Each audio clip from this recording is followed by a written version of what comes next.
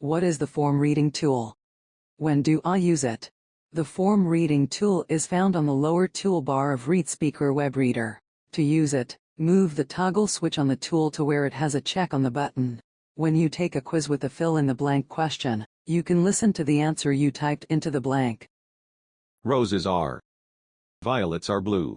After listening to the question, you click in the box to get the answer read. Notice that the web reader will not read the answer. Now let's turn on Form Reader and try again. Roses are. Violets are blue. Enter, red. Notice that it did read the answer when we had Form Reading on, and we clicked in the box. When you are finished with your quiz, return to the lower toolbar in webReader. Toggle the switch for the Form Reading tool to the off position, which will then show an X on the button.